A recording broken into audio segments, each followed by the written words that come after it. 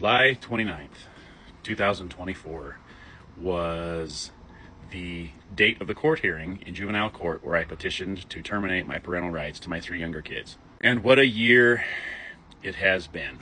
In the spring, I was attending as a spectator the same youth rodeos that my three younger kids were participating in. I didn't talk to them. My youngest might have waved at me once or twice until she got in trouble for doing that a couple times, and then she stopped. I didn't interact with them. The very first rodeo that I went to, my ex-wife marched right up to me and got right up in my face and threw out all of her normal jibber-jabber banter about how if I touched the kids that she would assume I'm stealing them and all kinds of garbage. It was a big scene and it was in front of a lot of people, and she really made a huge fool of herself. I've had a handful of people come up to me since then who witnessed that firsthand, and they gave their condolences to me for having to do what I did with the custody situation, and secondly, they said that they can't believe that somebody as crazy as she is would be able to still function at all. So fast forward a couple months, and I had gone to watch a handful of the rodeos that my kids participated in leading up to state finals, and there was no altercations, no issues. I wore a body camera for most of those rodeos, and when the body camera was seen, really it de-escalated the entire situation. There was no confrontations, there was no interactions, there was nothing between me and my ex-wife and pathetic replacement dad. Then we get to state finals, where I am a business sponsor for the entire state. I am met with the sheriff's department of that county, where they delivered a temporary protective order to me. And in this order, there was a whole bunch of garbage, like the body camera escalated things, escalated the tension. She claimed that the kids felt like they were being surveilled because I would show up. And there was a whole bunch of other just garbage that she listed in the temporary protective order application, and generally the courts will just grant those almost automatically in case there actually is a problem. Now, this protective order, it was invented by her to exert control over something she no longer had control over. And this was the type of behavior that when I terminated my rights that I was attempting to get away from, because instead of it happening once a year, it was literally happening once a month, twice a month.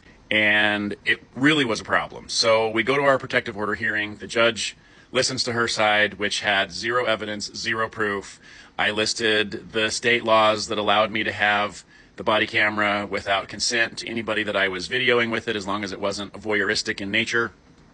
And I listed several other laws that also allowed me to do things that I had been doing. So what did the judge restrict me from? The judge restricted me from cheering out loud for the kids at any of their rodeos, and then he put a 25-foot barrier between me and the kids.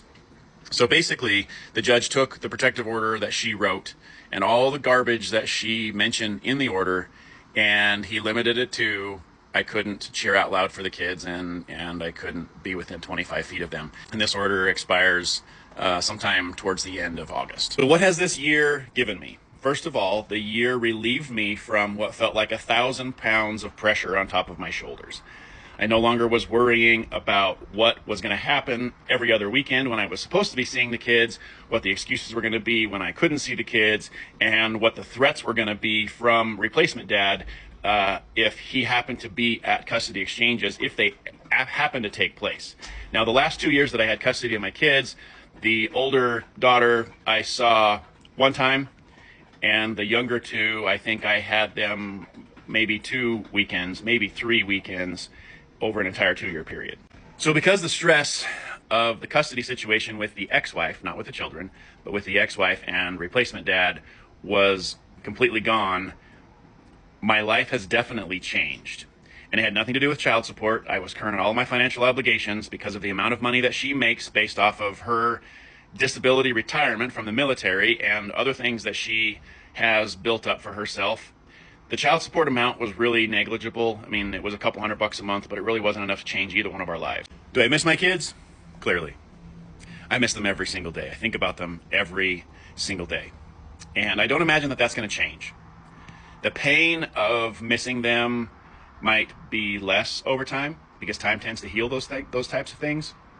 but I miss them, and I think about them every single day. And I can't wait for the day when they become adults and they really have the ability to make a choice for themselves, who they want to spend their time with, who they want to be around, who they want to communicate with, and having the freedom to communicate however that they wish, because that's not something they've ever been able to do. Their communication has been blocked with me off and on since we divorced. Why is that?